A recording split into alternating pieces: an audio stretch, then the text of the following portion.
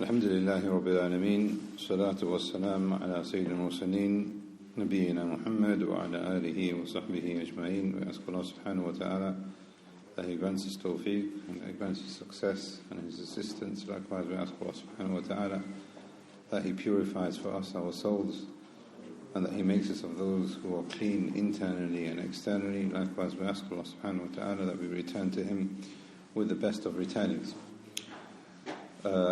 We have begun our series in looking at this book by Imam al-Ajurri, Adab al-Nufus, where he's talking about the purification of the soul.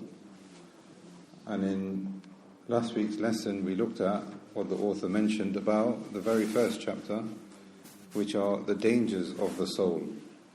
And we are still continuing with what he has mentioned in that chapter. We haven't finished with that chapter just yet.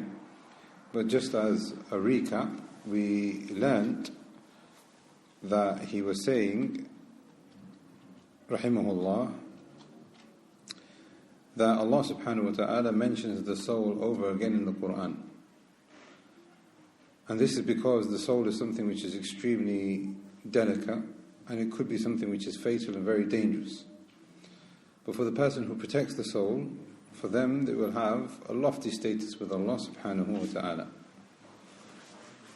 He then also mentioned that there are three types of souls. There is the lawama, there is the ammar bis-su, and there is the marhuma or the mutma'inna. And the lawama is the one which is constantly following those things which are prohibited, constantly desired-based, constantly doing those things which we have been told to stay away from. The marhuma, the mutma'inna, that soul is the one which finds itself conditioning itself towards piety. And the ammar bis-su is the one which has an inclination to do good sometimes and sometimes to do bad. Unless if a person trains it, he will find himself following something which is bad quite often.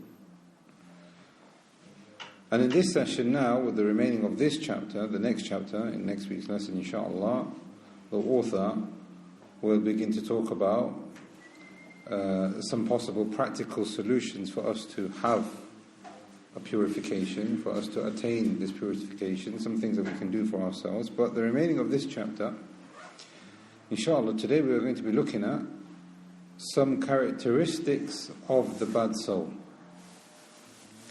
Some characteristics and things that you need to look out for in yourself so that you are not from the lawama. And if you have your soul telling you ammar bis-su, telling you to do something bad, you have the ability to understand and distinguish what is good and what is bad for yourself, so that then you can attain a level of purification, so that inshallah you can be from the marhuma mutma'inna. So the author continues from where we left off last week. فَالْوَاجِبْ عَلَى مَنْ سَمِعَ هَذَا مِنْ اللَّهِ عَزَّ وَجَلَّ. Whoever knows what we have previously mentioned, what we have seen from the Quran, Allah subhanahu wa ta'ala talks about the dangers of the soul and the reward given to those people who purify their soul. The author then says that we are in a great need to treat our desires, to treat our soul and look at it as if it is an enemy and an opponent against our own selves. أن يحذر من نفسه أشد الحذر من عدو يريد قتله. This is how we should see our soul. One of the ulama, the Salaf, is basically saying here that the way that you should be treating your instincts to do bad, your desires, see it as if it's an enemy that's trying to call you to do something which is bad.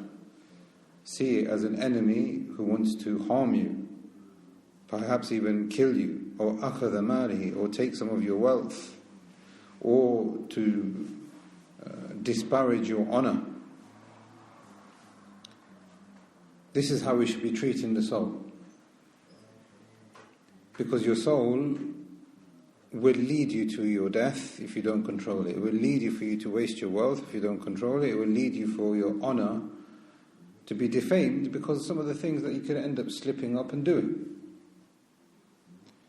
The author then says, فَإِنْ قَالَ قَائِلٍ, if somebody asks, لِمَا أَلْزَمْتَنِي هَذَا الْحَظ مِنَ النَّفْسِ حَتَّى جَعَلْتُهُ أَشَدَّ حَانًا مِنْ أَدُوٍ وَقَدْ تَبَيَّنَتْ أَدَاوَتُهُ. How can a person, now this is, a sensible question, how can you treat yourself as an enemy? How can you see your soul on the same level as an aggressor, as a criminal who wants to harm you? How can you make that comparison? The answer, قِيلَ لَهُ إِنَّ أَدُوَّكَ الَّذِي يُرِيدُ قَتْلَكَ. Now look at what he says here, rahimahullah. He said, the person that wants to harm you, kill you, take your wealth, disparage your honor, this enemy is known. You can see this from a person. You can see this bad behavior from a person. You can tell that this person is not a good person. If somebody wants to harm you, if somebody wants to kill you, if somebody wants to take your wealth, if somebody wants to disgrace your honor, you can clearly see that there are certain indicators that this person is a bad person and I need to stay away from that person. But the reason why we are comparing the soul to such a bad person is because your soul does the same thing if you are not careful, but it does it in a way which is discreet. It does it in a way that you can't tell that this is happening to yourself. How many times do people slip up and they fall into sin, they fall into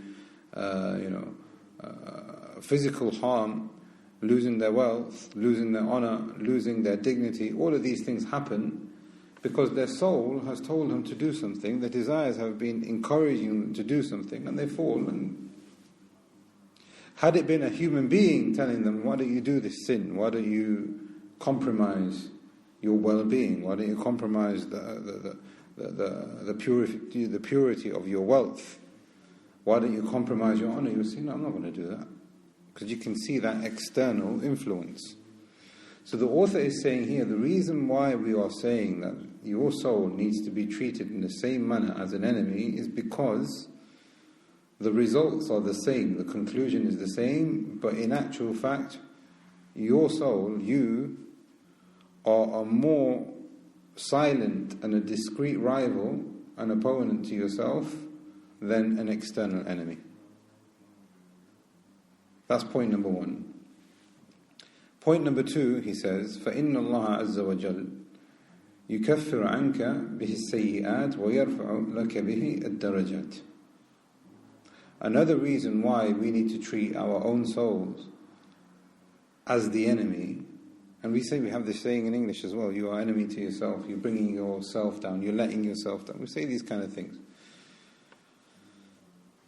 But here, this is something that our religion teaches us, which perhaps other religions won't tell you. The author is saying here that, number one, treat yourself as your own enemy, because you are, at the end of the day, you, with the permission of Allah, have the ability to do khair and stay away from harm. You have that free will, you have that choice, some of the things that we kind of discussed last week. But the second reason he gives, this is something, like I said, found in the Aqidah of a Muslim. The author is saying here, فَإِنَّ اللَّهَ عَزَّ وَجَلَّ يُكَفِّرُ عَنْكَ بِهِ السَّيِّئَاتِ وَيَرْفَعُ لَكَ بِهِ الدَّرَجَاتِ. When you control your desires, it becomes an act of worship. And when you do that, your sins are expiated. And your status and your rank is raised with Allah subhanahu wa ta'ala. Now, this is not necessarily the case if you are running away from a wild animal. This is not necessarily the case if you are running away from somebody who is a bad companion, or somebody who is swearing at you, or somebody who's got bad manners, or an external enemy and an external threat. That might not necessarily be seen as acts of worship. You just, isolate yourself from that person, and that's it, the end of it. But your soul, when you treat it as an enemy, number one, you are taking control of your own actions. You are liberating yourselves from sins, from slavery, from enslavement towards the following of your own desires. But also it then becomes an act of worship through which Allah subhanahu wa ta'ala recognizes the patience and the struggle that you're going through internally. And with every single struggle, Allah subhanahu wa ta'ala will expiate for you your sin, and Allah subhanahu wa ta'ala will raise for you your rank. So the author emphasizes further in the next sentence where he says, وَلَيْسَ النَّفْسُ كَذَلِكَ. Your soul actually is worse and more, could be even more detrimental than the external enemy. Why? لأن النفس إن ظفرت منك بما تهوى مما قد نهيت عن كان في هلكته في الدنيا والآخرة. If you are overcome by an external enemy, they might take your wealth and that's it. They might rob you, they might mug you, they might take something of yours and that's it. Even if they end up killing you, inshallah, you die as a shaheed and you will return to Allah's Jannah. That external enemy, the threat is limited. The internal enemy will never become purified because it becomes fair seeming to that person. How many times does the sin become attracted to the person where he realizes that, you know what, this is bad for me, but, you know, I'll let it be my weakness. And we are now living in a day and age where people are outright sinning and they don't see anything wrong with it. They see it as something permissible, they see it as development, they see it as whatever. So now the author is saying here, وَلَيْسَ النَّفْسُ كَذَلِكَ. Your soul is not like the external. Because the internal enemy, if you give it what Allah subhanahu wa ta'ala has prohibited, it will cause your demise in the dunya and the akhirah because you are giving it something which it shouldn't have, it doesn't belong. And it will cause a corruption. أما في الدنيا فالفضيحة مع شدة العقوبة. As for the punishment in the dunya, there will be a scandal. There will be a punishment. There will be some kind of retribution you will see in the life of this dunya. Wallahi alim. Brothers, I know one person, he engaged in a river-based mortgage contract. And he said, I felt the la'na on me from Allah subhanahu wa ta'ala until I finished paying the final payment. My life was not blessed. I thought I would be blessed because I'm going to provide, a house for my family, etc. Constant problems, constant issues in the home, constant issues with the house, constant issues at work, constant worries and stress, etc. When it finished, it felt like a burden was lifted. Now, a person might think, well, yeah, that's because of your debt, you paid off your debt. But no, this person is saying, no, it wasn't that. The author is saying here, أَمَّا فِي الدُّنْيَا, and this is true. I mean, if a person is honest to themselves, when they engage in haram, and sometimes major sin, and sometimes these things have the la'na of Allah connected to them, أما في الدنيا فالفديحة مع شدة العقوبة. The author is saying here, this will be something which is going to cause a great deal of worry in this person's life, alongside the punishment. Not just the punishment, but there is an added depression and a pressure that comes with that. وسوء المنزلة عند الله عز وجل مع سوء المنقلب في الآخرة. But this is in the dunya. In the akhirah, he's saying, if you give your soul what it wants, it has not only the ability to destroy your dunya, but also destroy your akhirah. Ibn Qayyim rahimahullah, just moving away from this book a moment, and this is also true, going back to the same example that we have from the person who engaged in that river-based contract. Ibn Qayyim rahimahullah, he said, it takes years to build something. We all do this. We go to university. We, aspire to have careers, etc. People are probably saving up for something. But one moment of slipping, one moment of sin, all of that is destroyed. Your soul is that dangerous that it can take away completely everything that you have, maybe 20, 30, 50, 60 years you have worked hard to establish, whether it's something as an asset, which is a physical possession. It could be a reputation. It could be a relationship. You could be involved in a relationship. You get married, etc. In one moment, what happens? Everything could be lost because of the giving into your desires, even if it is just for one moment. That's the dunya. The akhirah is worse. Why? Because when you move to the Akhirah, there is no ability now to rectify the wrong. You gave in to your desire, that's it, khalas, it's over. Your soul has been taken. So the author then says, فَالْعَاقِلُ يَرْحَمُكُمُ اللَّهُ, the intellectual one. Now here is a point of benefit, and I don't believe that the author, Allah knows best, but I don't believe that the author is using this word فَالْعَاقِلُ, the intellectual one, to make this point. But Ibn Taymiyyah rahimahullah, in his Majmu' Fatawa, in Kitab al-Mantiq, which is the book of philosophy, he describes the belief of the ancient Greeks when it comes to what the nafs is. Now you might think, why is he talking about this right now? You will see how this aqeedah, which came thousands and thousands of years before the Prophet ﷺ, has its place in society today.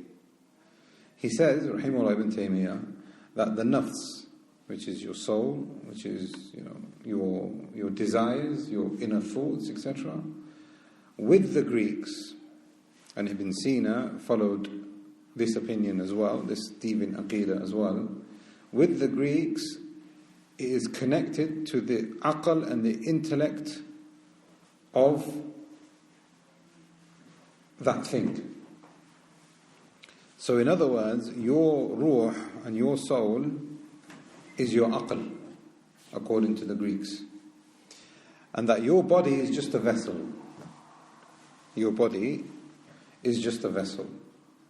And your body will do what your soul tells it to do. So what they are doing, remember we did this last week, is that they're dividing the nafs with the body, the ruh with the body, which Ahl Sunnah will say no. Ibn Taymiyyah rahimahullah, in responding to this, he said that this is wrong and misguidance because, and he gives a number of reasons, but one reason here, he says, our bodies consent what the soul consents. So when your soul experiences something, your body experiences that thing also. Sadness, a moving of emotions. When you read the Quran, when something happens to you, something like that, your emotions are connected to your body. It's more than just a vessel. But also, he says now as a second point, he said that if we were to say that your nafs is your intellect, then intellects differ. Some people are more clever than others.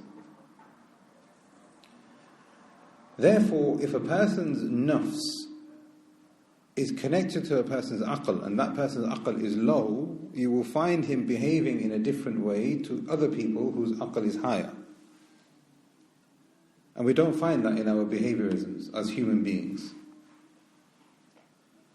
There are certain things which are common between the most intellectual person and the least intellectual person. Now, how is this connected to the world that we live in today? This kind of idea that came from Aristotle and these people later then formed the idea of what we have, or those people who believe in things which are connected to reincarnation and the yin and the yang and karma and those kind of things, where they say that your body is just a vessel and your soul is your intellect. And if you do good, good things will happen to your vessel, and if you do bad, bad things will happen to your vessel.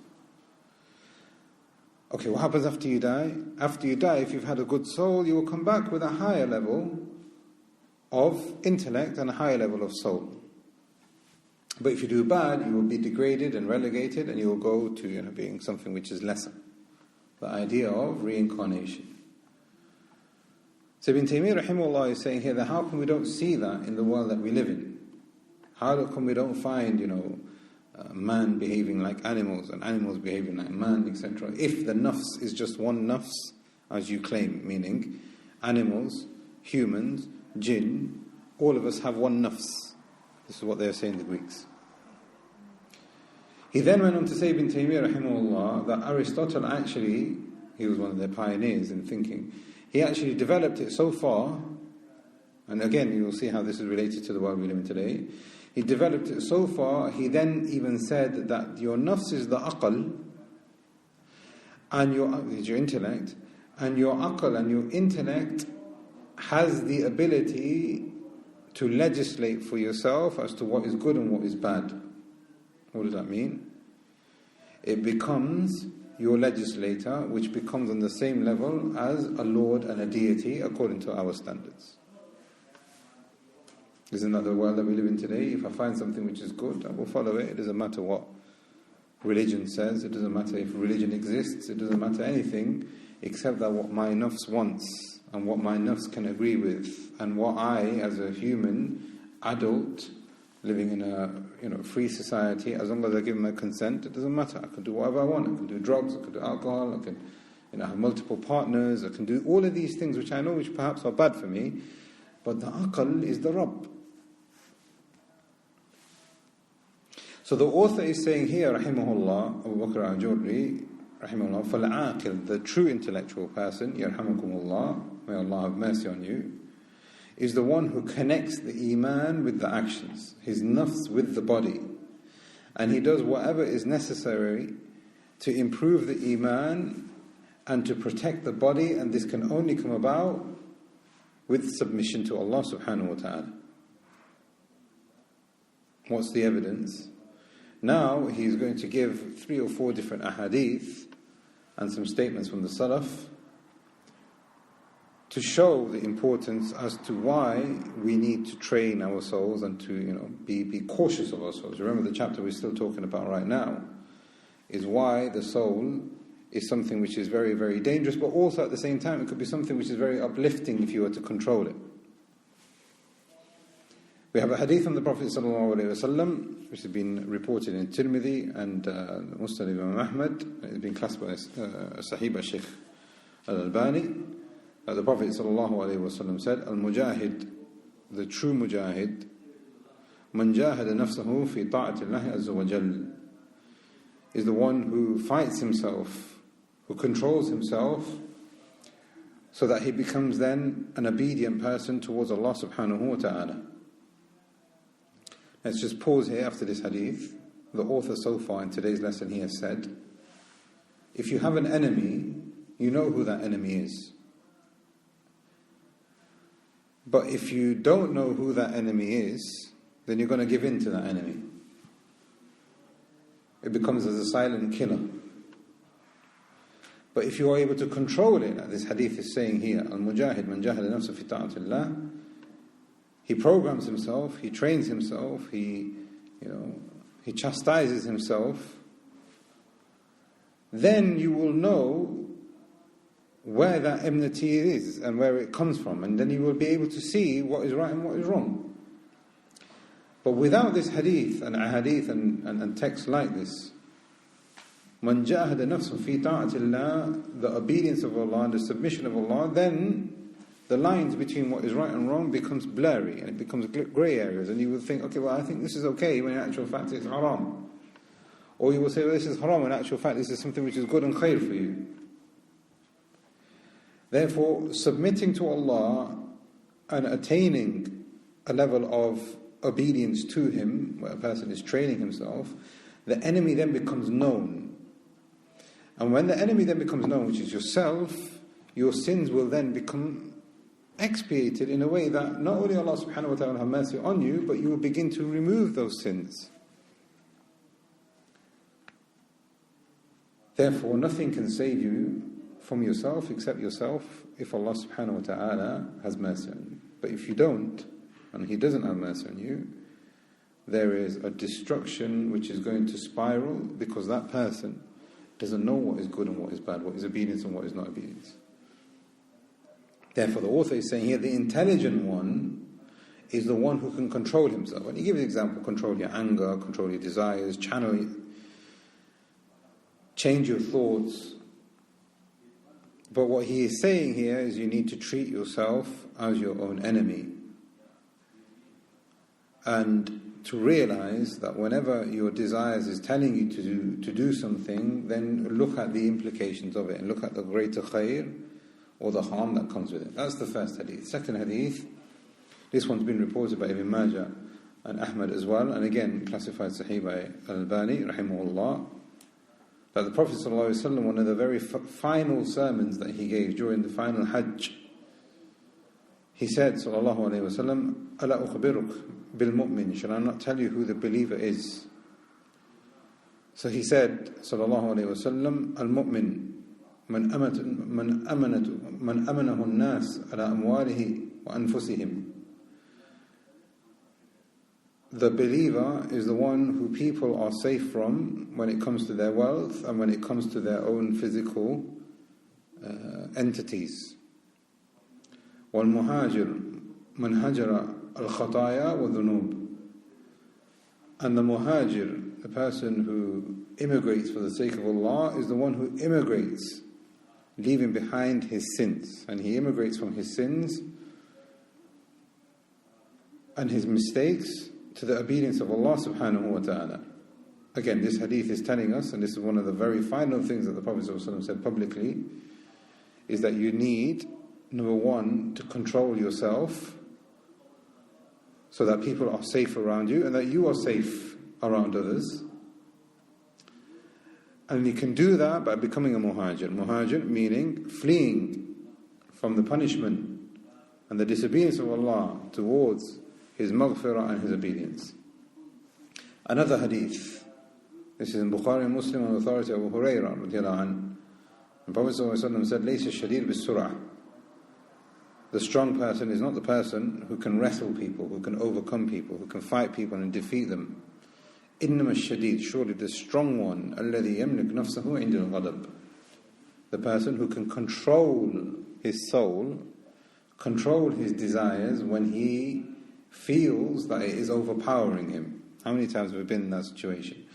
But somebody has said something, somebody has done something, you want to react. You know that that reaction is not befitting.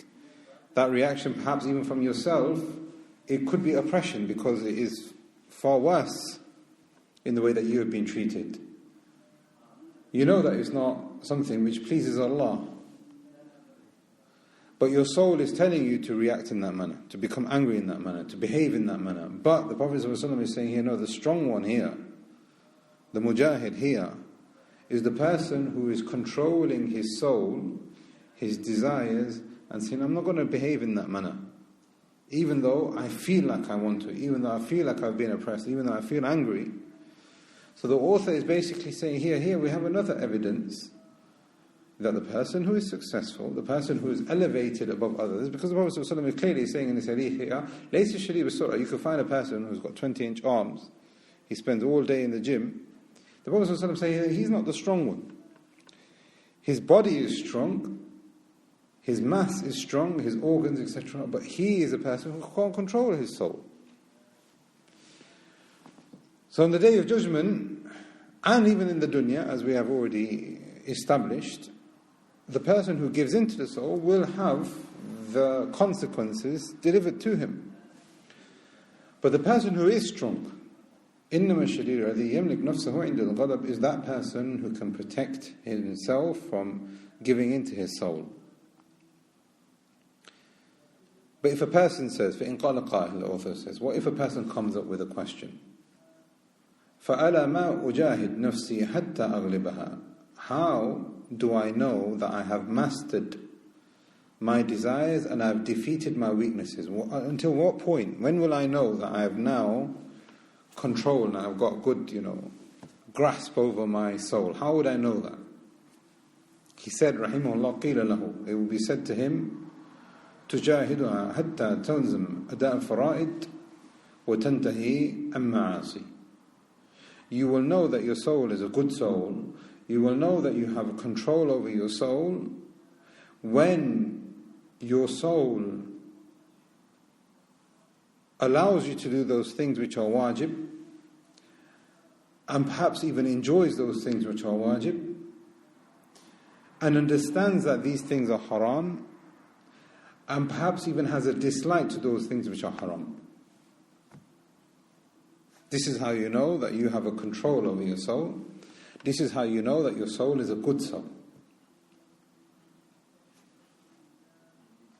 فَإِنْ قَالَ, another question. صف لي من أخلاقها التي تميل إليه مما لا يحسن. Give me some examples of a bad soul, characteristics of a bad soul, حتى أحذرها, until so that I can look out for some of the things that I need to stay away from in myself so that I don't have a bad soul. Give us some examples of how to recognize a bad soul. قيل له, it will be said to him. Now here the author, until the end of this chapter, he is now going to explain to us with a great deal of detail, and I don't think we're going to go through all of them, but we're going to pick out some of the main things that he says are red flags and signposts and things to look out for in yourself so that you can realize that these are some of the things that I need to work on, these are some of the characteristics that I have, so that we can recognize that these are the things which are making my soul not as pure as it could be. He said, Rahimahullah, Inna nafs, surely the soul, ahlun an tunqat fillahi azza wa jal. Surely your soul should be treated as a soul as if it wants something bad. Meaning, the default position of your soul, whenever your soul tells you something, the default position should be, no, that's not good for me. That's the very first thing that you should look out for. That's the very first thing that you should do and establish in yourself. Have a hatred towards what your soul wants and makes attractive to you, until you can check and verify. This is based on a statement from al-Fudayl ibn Iyad, from the ulama al-Salaf. He said, Rahimahullah, وَمَنْ مَقَتَ نَفْسَهُ فِي ذَاتِ اللَّهِ عَزَّ وَجَلَّ. Whoever sees the error in his soul, meaning whoever treats his soul as the enemy, whoever has his soul tell him something and says, no, that's wrong, the default position is that that is wrong. رَجَوْتُ أَن يُؤَمِّنَهُ اللَّهُ عَزَّ وَجَلَّ مِنْ مَقْتِهِ. Then I have a hope in that individual that this person will be safe and protected from the anger of Allah subhanahu wa ta'ala.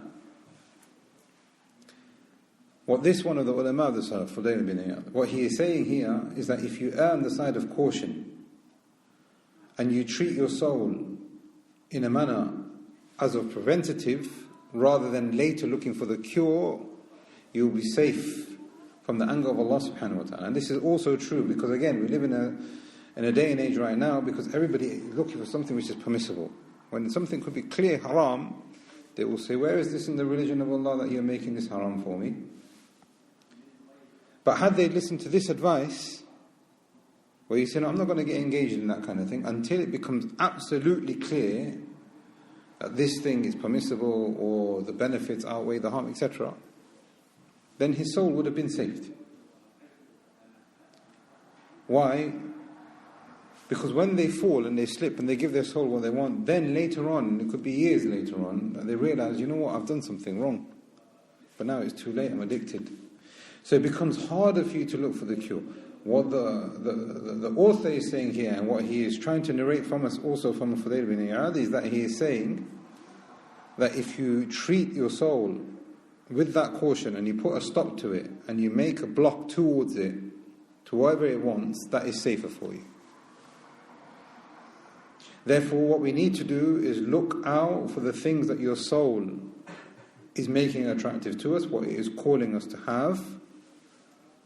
Not necessarily treat it in a bad way, but check it. Check the ingredients, as we would do. Check the small print, as you would do in a contract. And then when you are satisfied, then give it the okay. But more on how, practical steps on how to control your soul, that's going to come in the next chapter, inshallah. But here, Shaykh Abdul Razak al-Badr, may Allah preserve him, when he was explaining this book, here he mentions a benefit which is very important for us, again, in the society that we live in the day and age that we live in. A lot of people will look towards the dunya for their solutions. If you get into a problem, it could be mentally, it could be spiritually, it could be physically, it could be financial, whatever problem it is, they will look towards the dunya to find that solution. And we've seen this with the pandemic. Everybody has rushed towards this jab and get vaccinated and things like that. Khair, inshallah. But that problem is only sort of from the dunya. Some people would rush towards, showing love and compassion and mercy. And so if somebody's harmed you, you train your soul to respond with love and forgiveness and pardoning. Inshallah, that is also khair. I mean, these are things that Islam doesn't nullify. The dunya does not nullify. Love and showing respect, etc., and being on a higher moral ground, idfa billati ahsan, all of these things are found in the Sharia. Some people will call towards humanity. Now, there is a problem worldwide when it comes to pollution and things like that. So they are saying, no, for our human race, we need to do something. Some people will call towards a deviant idea or aqeedah or a belief which is not Islamic. The point that we're making here is that quite often, and we do this as Muslims also, even as practicing Muslims sometimes also, is that whenever there is a calamity, whenever there is an issue, whenever there is a weakness in Iman, quite often we connect ourselves to those things which are created, like a vaccination, created like trying to bring about harmony and love and restoring relationships, etc. And none of that is blameworthy, but it can become blameworthy when we think that is the only solution. The solution for all of our problems, your soul, your stresses, your worries, is your Creator who is uncreated, subhanahu. Because at the end of the day, all things are going to fail.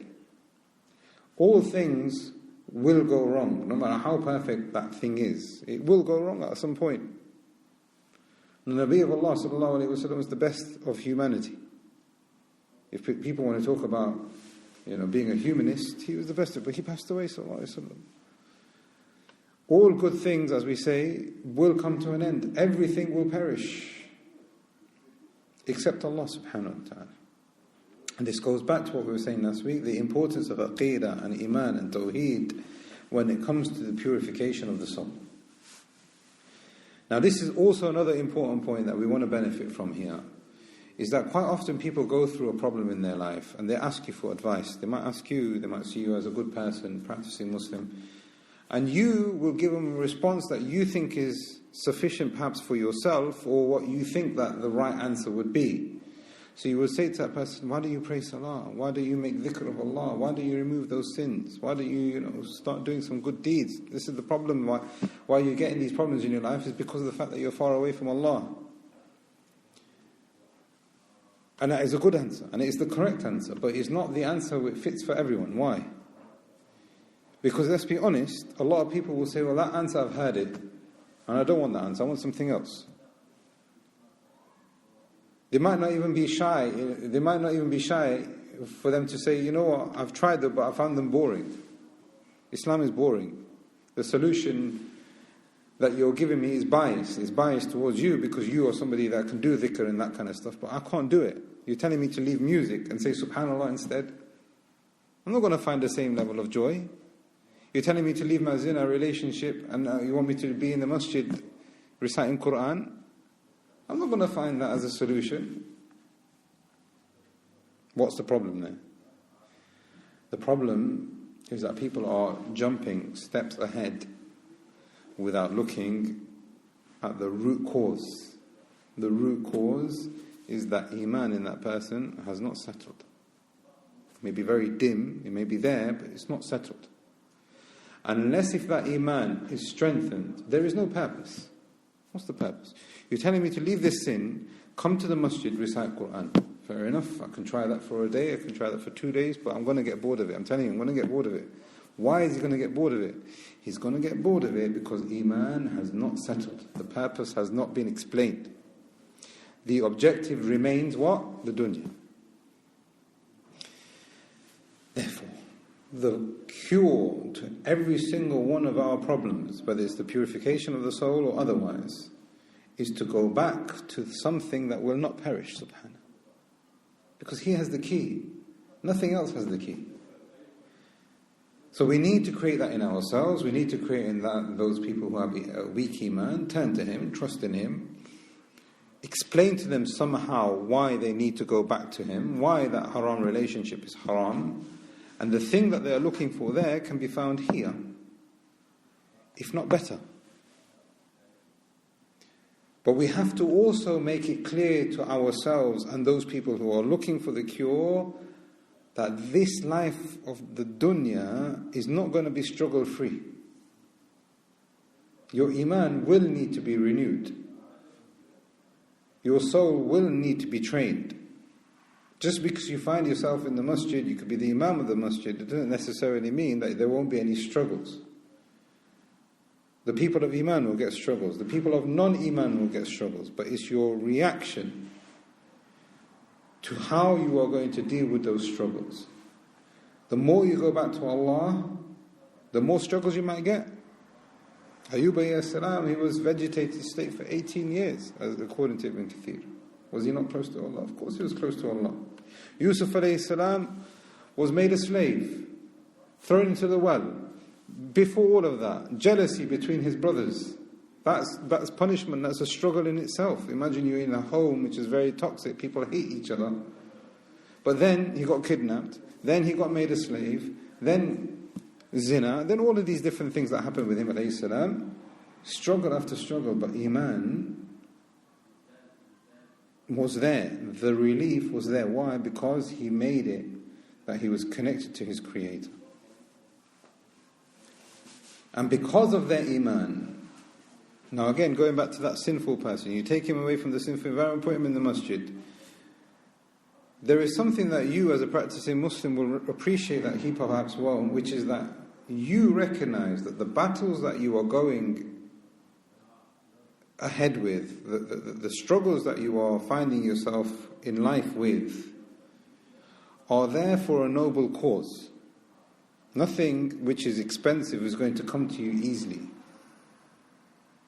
Ala silatullahi hiya ghali. Ala silatullahi hiya al-jannah. The Prophet ﷺ said, the thing that Allah wants to give to you in return for your actions is very expensive. You can't just get it just like that. So for the people of Iman, they recognize that, look, there are certain things that I want to do, but I'm going to stay away from them for the sake of Allah, because there is something much more worthy and more expensive than those moments of my desires. And there is going to be an end which is going to be worth it. And something will come of it, which is going to be far greater. Where does that all come from? Not attaching ourselves to the dunya. The author then goes on to talking about, now here he's going to give a detailed description as to what the evil soul or the bad things that your soul are telling you to do. These are some of the things that we can then look out for. فَبَيِّن لِي فَإِنْ قَالَ قَائِلٌ. If a person asks you, so the Shaykh is saying, Abu Bakr al-Ajurri, he's saying here, now here's another question which presents itself. فَبَيِّن لِي أَخْلَاقُهَا الْقَبِيحَةَ. What are some of the bad characteristics and traits that the bad soul or your soul, it could be a good soul, but sometimes, make you deviate. What are some of those things that we need to look out for? So he says, rahimahullah, وَهِيَ أَخْلَاقٌ كَثِيرًا. There are too many to recall here. إِذَا تَصَفَّحَ الْإِنسَانِ نَفْسَهُ وَجَدَهَا كَذَلِكَ. But if you see it, you will know it, you will recognize it. You will see that the iman will go down. You will see that this is something which is not befitting. But he gives us the description, rahimahullah. And this is really beautiful, rahimahullah. Have mercy on him. He said, فَإِنَّهَا نَفْسٌ مُتَّبِعَةٌ لِلْهَوَىٰ. This soul will constantly want to be fed. Food, technology, music, clothes, sex, money. It will not be satisfied. Constantly give me something. That's how you know that your soul needs repairing, purifying. مُنْهُمِكَةٌ في لذة الدنيا. It constantly wants to be played with. A bad soul. Or your soul might be a good soul, but constantly if you find it saying, I'm bored of Quran, I'm bored of this, I'm bored of that, I'm bored of obedience of Allah, give me something else. Recognize it. باسطة لطول الأمل أن قليل ينقضي. It has a large, long-term stretch of hope. The hope stretches far into the future, but the actions don't match. When I get married, in 5 years' time, in 10 years' time, I'm going to establish this, I'm going to do that. How many times do we find people saying that? We probably say that to ourselves. By this time next year, the hope stretches so far ahead, but the amount of obedience to Allah subhanahu wa ta'ala is nowhere near what your soul is telling you to have hope. Hence, recognize that your soul is perhaps a bad soul or telling you to believe in something bad because it gives you a false sense of security. طول الأمل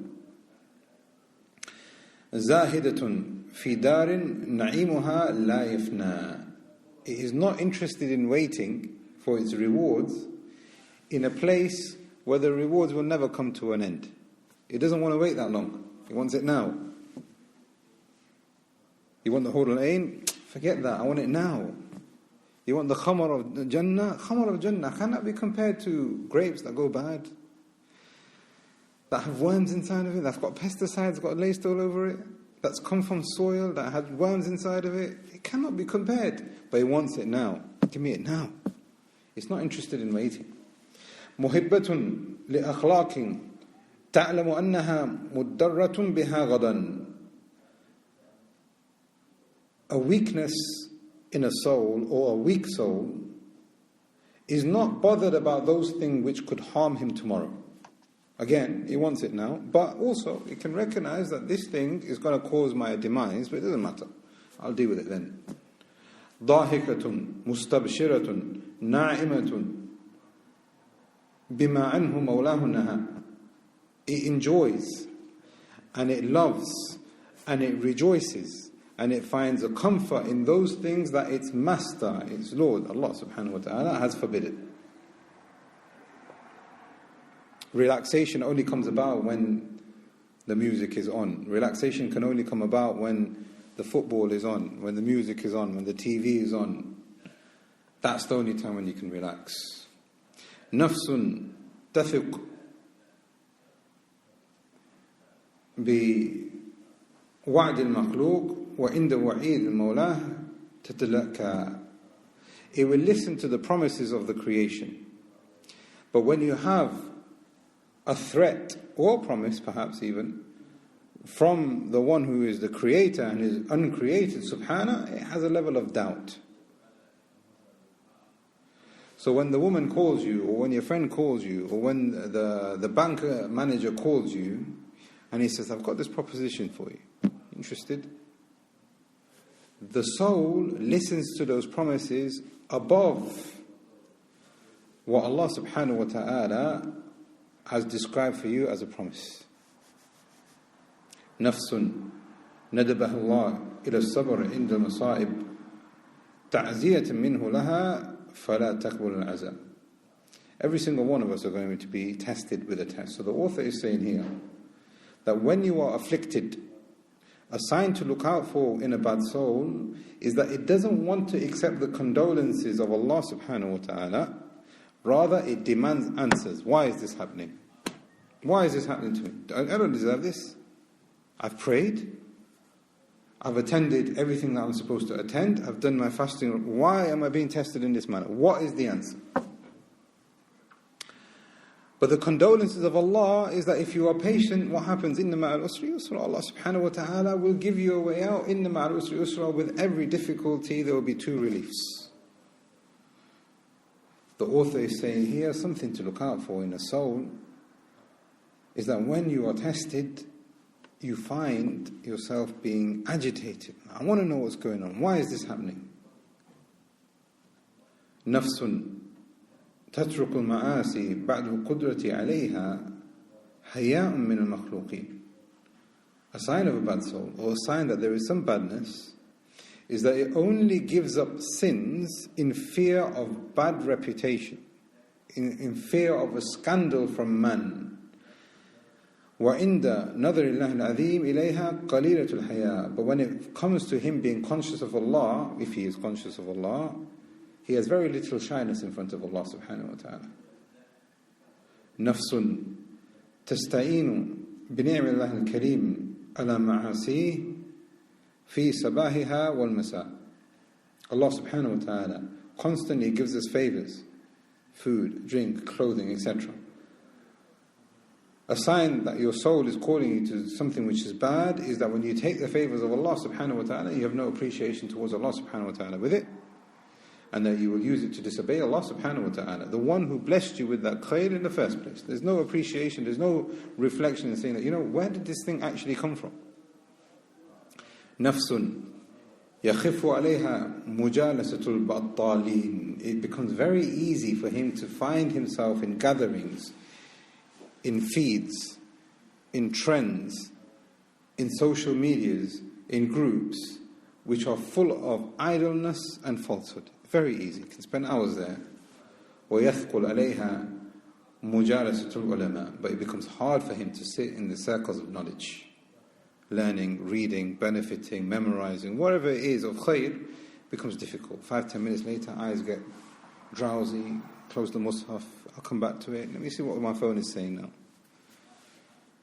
That soul has something wrong with it. نَفْسٌ تُطِيعُ الْغَاشِ. The nafs likes to obey or likes to play tricks on other people. وَتَعْسِي أَنْسَهَ النُّصْحَ. And it doesn't listen to the sincere advice of those people who are giving him that sincere advice. مَنْ عَرَفَ مِنْ نَفْسِهِ هَذِهِ الْأَخْلَاقِ. The author is saying here, if you have any one of these traits, if you have any one of these, characteristics, سارع إلى ريادتها, then you must, in order to train yourself, in order to save yourself, train yourself from being that bad soul. Do it now. And the author reminds us again that there are 3 types. That if you don't, you will end up in the lawama. There is no 2 ways about it. But if you do, you can then become from the mutma'inna, the tranquil one, the one that Allah subhanahu wa ta'ala has mercy on. Wallahu azza wa jal al-muwaffiq lidhalik. And if you want that, Allah subhanahu wa ta'ala will assist you in that. Shaykh al-Razzaq al-Badr has another benefit, and this is what we will close with. At this point here, Hafidhullah, he said something which is really beneficial. He said, with all of this now we can see that the soul, all of these traits, I'm sure we've got some of them. There is no person in this dunya, no matter how pious he is, maybe he doesn't have it all the time, but it's there. Any single one of us is susceptible to it, because we're not fallible. The problem is that often people are infatuated with their desires. They think themselves to be special. When you think you are special, or when you think that you have done enough to be successful, this is what the Quraysh used to believe in Jahiliyyah. If Allah is going to return us, وَلَئِن رُدِدْتُ إِلَىٰ رَبِّي لَأَجِدَنَّ خَيْرًا مِنْ قَلَبًا. I will fight. If Allah is going to resurrect me, I will come back to something which is going to be better, because Allah has made me a millionaire in the dunya. If there is a resurrection, of course I'll be a billionaire there. It doesn't make sense that way. They think themselves to be special. They think themselves to have done enough. The Shaykh is saying of the Razzaq al-Badr, most people are overconfident. And when you have this, match that with the desires and the characteristics that we have seen, you will never see any error in yourself. You will never see any fault in yourself. That is the greatest calamity that could ever happen to a human being. It becomes content with the dunya. It wants its reward now. It doesn't believe in what Allah subhanahu wa ta'ala is telling it. It has a doubt in the reward of the akhirah. It likes to play tricks. It likes to hear things which are good for it, but then just discard it. That is all because quite often we think too great of ourselves. We think that our actions are great. We think that we are very confident in ourselves. That is the problem. When we realize that we are not special, we have not done enough, and I am not confident. I have no idea what Allah subhanahu wa ta'ala is going to do with me when I go back to Him.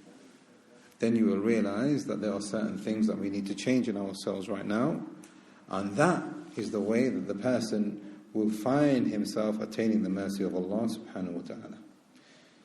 This is the end of this chapter now, where the author has explained to us quite eloquently, may Allah have mercy on him, quite compellingly, why we should look after our souls and treat it as something which is dangerous, perhaps even an enemy.